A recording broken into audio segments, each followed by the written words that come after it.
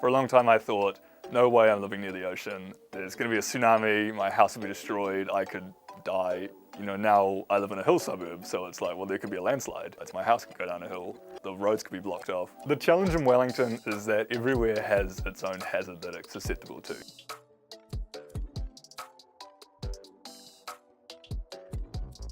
Wellington sits on quite a major fault line. That's the obvious one when you drive along the motorway, but there's also, as well as that main fault, there's lots of faults running sort of parallel to that, out to the west coast, in the harbour. We are surrounded by them, we live amongst them, so any of those can go in earthquakes. I generally just worry about earthquakes because they're freaky as. I was in a really shady apartment too, like yellow stickered. I ran out onto the street screaming, do you know, like it was a little brick apartment, 2 level, and it's just like, I thought I was gonna die. It was pretty intense. Whereas I had friends across the road in another yellow stickered apartment who were like, oh, you know, it just felt like a bit of a wobble.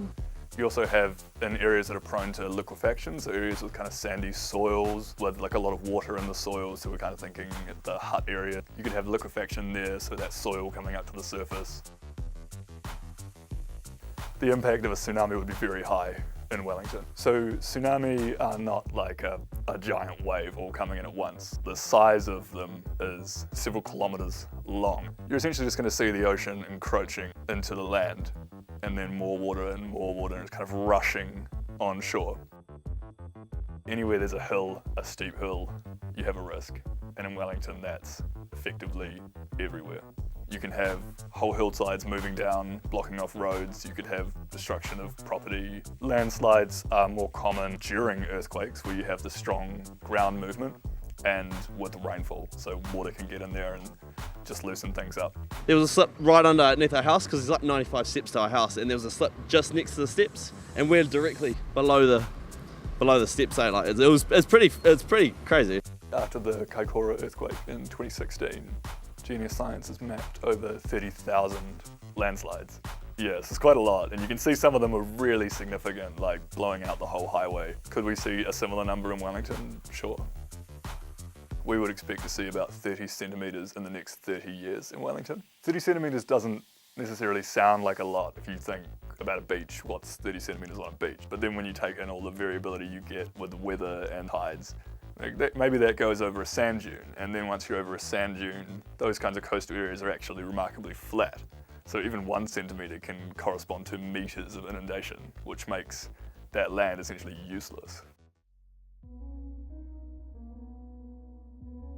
So the risk of sort of densifying and building up, I suppose, comes with how well we build.